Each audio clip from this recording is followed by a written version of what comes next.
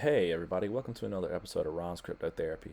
So I wanted to hop up here real quick and take a look at Bitcoin and OMI on the weekly and monthly. We're getting later in the week. About Thursday, I always like to take a good look at the weekly chart to see if anything going on might affect the price action coming up over the weekend and going into the weekly close. Also, about this time, I like to look at the monthly close um, at least a week before, where we have a full week of price action ahead to see if what I'm seeing on the monthly might could affect the price action for the following week coming up. So if we go back to what we looked at last video, we said kind of looks like a falling wedge is forming right here, and that we want three pushes down. And we also talked about this trend line, and there was a measured move from this head and shoulders here that also was some confluence with that trend line in the same area, and the 200-day moving average was also there. So at that time, we just had this candle. It was a bear doji, looks similar to what it was now. So is that what's playing out? So there's two things I could see right here, because these things don't always look like a textbook example. So we got the one push. Now is this the second push? And was this the push up and it was just weak? And then this was the third, and was the wedge. Now that could definitely be the case. Or is it more like this? Is it this was the first move up, or the first leg down, and then this is all part of the second leg down, and then we'll get maybe a weak leg up, and then come back down and break that low, maybe come down to that trend line, and form a falling wedge like that. As far as we take the wedge out of the equation and don't worry about that. Something that jumps out to me, I mentioned that I like to look at gaps a lot, and gaps are like you see these wicks over here and then these wicks over here. See, they didn't touch. Like there's a gap there. So the gap did not get filled, and like I had said in a previous video, the psychology behind that is that people were eager to buy, and they didn't even let it come down there because they had their orders set higher and started to get the momentum going the other way. Also, 20 EMA, that is absolutely an important EMA for Bitcoin. I know a lot of big whales and traders look at that when it comes to Bitcoin. Once again, we did not quite touch it. We were looking at a USDT chart. It may have touched there. I think it did come right off of it on a USDT chart. If you look at USD and USDT chart, they're going to be a little different. For instance, on the last video, this trend line is like perfectly off those candles right there, and it's a USDT chart. So that can make a little bit of a difference. But I would use this one because when I look at the monthly, I'm going to go back in the history a little bit, and that USDT chart didn't have the history didn't go back very far. But anyway, so we got this gap, didn't even make it or made it right to the 20 period moving average and bounced off of it. Also, you have almost a perfect double bottom here. I mean, that's almost exactly, and it's with wicks on the weekly. That is a really nice looking double bottom. So, I mean, there's some bearish things that I could see too. This 50-day, the blue is the 50-day moving average, and that's something I normally don't keep on the chart, but I did notice that it was being respected by Bitcoin here over the last couple months. There, it found support, there again, and now we are below it, and it's getting rejected off of it, which means it's still being respected. My take on that is I still don't think that the 50-day on Bitcoin has proved itself to be a really strong, dynamic level of support and resistance, where the 20 EMA has, and the 200-day is just in general a good moving average to look at. So if I have to bet on which one will provide more support or resistance between these two, I'm going to bet that this one is stronger. So if I add all this up, I have a gap here, I have a double bottom, support off a significant moving average. This could be a falling wedge that has played itself out. Even if it's not, then if it's still going to form a falling wedge, then we should at least get a weak leg up. So that's quite a few things pointing to up instead of down. Now the head and shoulders could continue to play out, and I do think a date with this trend line is going to happen, but that doesn't mean that we have to dump right down to it. We could continue to range and then get a wick down like that, or Sunday night you could get a wick or something like that. And I said I thought the measure move from the head and shoulders and trend line. If we got that confluence here, that could play out late May, early June. So I thought, the move we're having now, I expected that maybe be this upcoming week. But you never really know. And say we got that, and then the case would be, okay, well, we came down and filled these gaps, and now you have more bears involved. So I honestly think that this is probably a little more this is more bullish, what I'm seeing, than if that head and shoulders played out and we bounced off that trend line. So we want to look at the monthly real quick. There's not a whole lot that jumps out at me at the monthly. I would say, if anything, the monthly close, bears are going to want to keep this candle closing on its low. Bulls are going to want to push it up above its midpoint, which is kind of be a big move for them. So I don't really see that happening. If anything, I don't think there's going to be a much happening this Sunday night. If anything, it'll be a little more down and trying to close that candle on its low. Now, some things that I see here, just based off previous price action, right here, it's a doji, a red doji, but on a lot of exchanges, most charts I look at, that's actually a green doji. It's so close, it's hard to tell. But looking at times when we've had 4 or 5 candles monthly closing green, you got this move right here after the COVID low, and that's like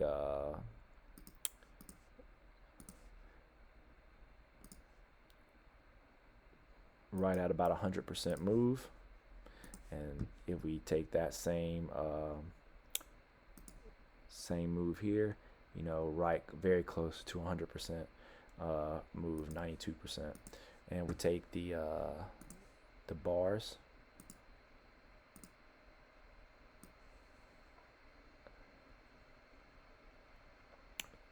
once again, you see it's very, very close to being moved. And now, I'm not saying that we're going to get this. We're on the way to an all-time high.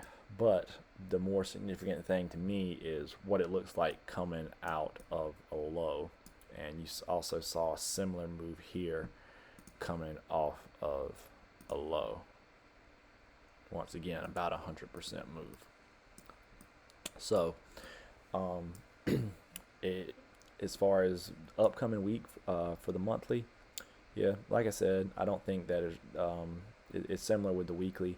I think it would be hard for bulls to put this up above its midpoint. And from a TA standpoint, if the close is above the midpoint in the candle, and all I mean by that is it above halfway down the candle. So that's what bulls will try to go for, a close above the midpoint, even though it'd be a bear bar, and bears want to keep it on its low. Where the candle closes, like if it closes on its low, that's something that I look at very, very much. So that's kind of how I see BTC playing out now. I do think that continuation up, on this kind of time frame, looking at weekly and monthly time frames, is more likely. Also, I'm not sure, because the way I have the screen adjusted, I don't think you can see the volume on my chart, but you are getting falling volume. The volume, this candle, or even this candle, it's decreasing. So if the volume's decreasing and price is decreasing, that can be a red flag that volume is like effort. It's like fuel for the market. The market needs volume to continue in any direction, whether it's up or down. So if you see falling volume and price is going up or down, then that can be a good sign that the trend is coming to an end, or that we could see some reversal sometime soon. So we want to take a look at OMI on the weekly. This zone that we identified in here last video, you can see only wicks in here on the weekly. It's definitely been getting balled up when it gets down to this zone. I mean, not even getting deep into the zone, at least not on the Gate.io chart. So as far as OMI, I feel like OMI kind of forms, I don't really know the term to say it, ugly bottoms, if that makes a sense. Because you can get a diagram to show, like, how does a market bottom form? And you see things like this, like a V-shaped recovery. And this is like the only V-shaped recovery I think that OMI really got. What you normally see is it just forms some kind of like trading range, like base like this. So if you bought just like in the middle of this range, that was a 55% move. If you bought just kind of in the middle of this range, it's about a 45% move. And so if you just based off that math, if you bought in this range, say we got a 50% move, where would that take us? Yeah, right there to a level that we know is important. And I had looked back a few more places, like here's another one, kind of forms just this ugly bottom. Here's kind of rangy, but you still get continuation up. Now that doesn't mean it's a bottom and then we go up and then we're done, and we're not going to go down. But the thing is, if we get that move and it takes us out of this falling wedge, then maybe you get traders and people looking at this falling wedge and be like, wow, I broke off out of a big falling wedge on the weekly, and it might not go back down into this wedge. That is a possibility. If we look at the monthly, in my opinion, it paints a little bit more of a bearish picture on the monthly, just because you're getting these bars closing on their low. And here's what I think you want to see for OMI if you want it to continue up. You want a close above the midpoint, 00062. You want a close above that. Give this candle somewhat of a rejection wick, and you might look back and be like, it will be a double bottom. It'd be like kind of like Bitcoin here. You'd have two, like a wiki double bottom on the monthly that tapped into this zone, and